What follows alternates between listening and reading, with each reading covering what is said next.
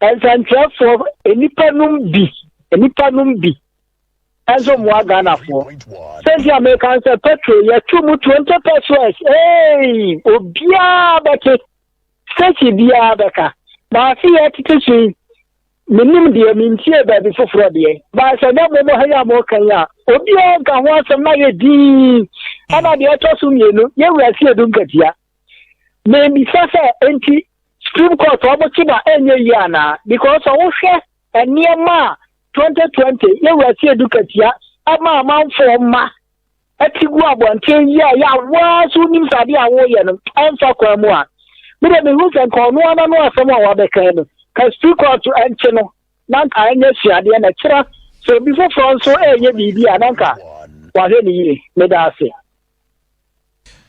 Okay, hello, good morning. Fine morning, I'm going to say. Nyame adom hwan nie? Mr. Free Water Region. Oh, I'm in Greater Accra in Eastern. Okay. Uncle, before for Crabbe to me, I say, see when this is Dangasa. Why do you do that to all of us? I about one year, somebody will win, somebody will lose. Don't put don't hold the entire country at ransom. Simply because of one personal interest. You mislead your followers and draw the entire country along. And no problem you. Also say our lawyers and ranting in Eko die by Akumu. Lawyers so MPP NDC lawyers by 300. Mudi no mun Eko die by Akumu. Ina year judiciary no. Mo passa. You call them names. It's not true. Let me batch up didn't we hear it? Didn't we hear it? When they came out, didn't we hear all the things they said about the judiciary? I don't mean kind. Oh my. Your mama Kushian and this. One running judiciary down. Someone not here to be one more judiciary. He didn't. I was there. You have your chance. Oh, then you were there. I want to put this unanimous. Oh yes, I know there. We and I say call UPSA. No, unanimous. Now I call another. Your friend is saying conference. The point is that maybe the president was misled. Based on what they said, no, they said Nketia said they were misled. It means that it was a boardroom decision to mislead their followers and the country. Because what he's saying is that you say any results. It's he decided yes, there will be a from common chachu. You don't quite chachu say I don't know in Tiafa before and a match at court. No back kaya until I'm a court bisa me say man fashion yama. In Tiafa is in the man I mean bisa. So they knew that you remember said one of the strongest point that was made in court by the MPP was that the NDC were there on a fishing expedition and they denied. You remember? And then the NDC consistently said, so long as Jan Mensa was not brought into the box, Nature said there's been some travesty of justice. and that Jan Mensa should be brought into the box. So the question, and the lawyer Seneca said, Debbie, this is a work as I do what's a maba.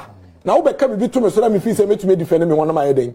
And you remember correctly, say the entire judgment by the courts at the Supreme Court was purely based on the fact that the NDC did not adduce much evidence in their case. And they called them names. In fact, recently, John Mahama in the NDC tried to make everybody in Ghana and the global world believe said there was something wrong with our judiciary. They owe us an apology. They owe their followers an apology. Now, maybe I say, NDC ni bemen be no wa obet me man broken heart.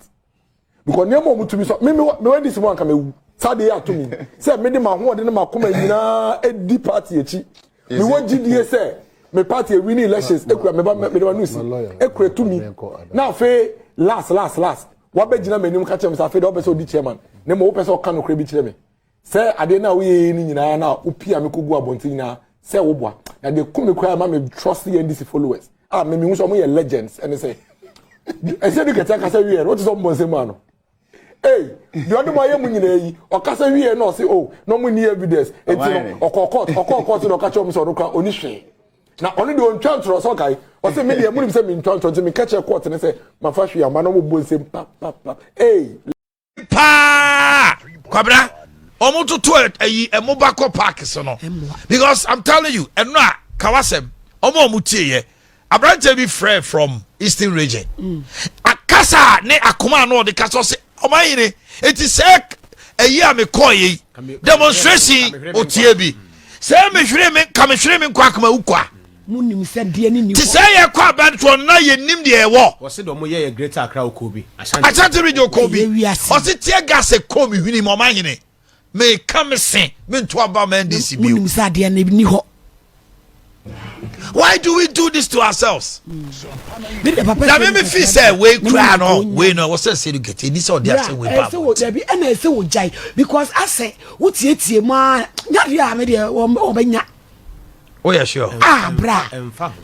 Sa. Emfa ho. Because empanifo nyina sole atia no. Emfa ho. Ebi wo ho ase de yesu no ebi wo ho a. Nana kwasi mu ni o. Ai. Nana kwasi mu nyina hwe nana. No mo to nyom. Tudie na mo ya we na ya de ba be hebi o. Na mfa ho.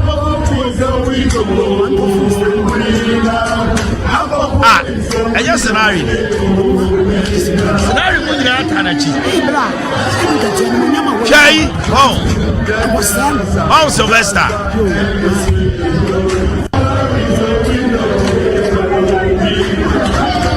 Now I'm first saying that that's on your right. You guys, oh yes sir. Who production ya wo ye we. Mo first say do get yaso de emra. I say do get yanyo mai. Ebeba. We can wait.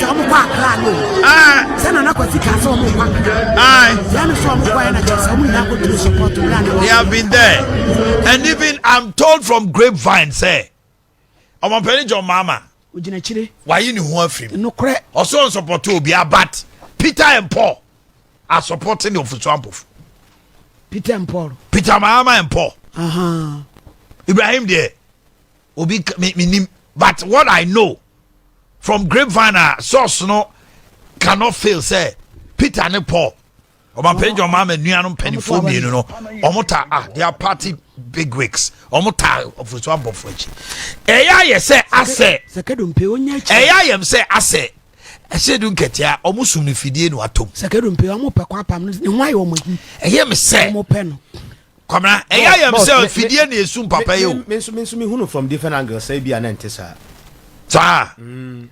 Ghana for ho say wo trust Ghana ni bebre an hwe ma won say sifo. No correct. Ghana for ye yankofo bia wontimi predict the Ghana ni opese wo ye. Delegates are fucking. Yes. And na said you be a city bi wo ha bodam ni kura bia wo sia bodam ni kura ba kura obitima san ho boko on fambo.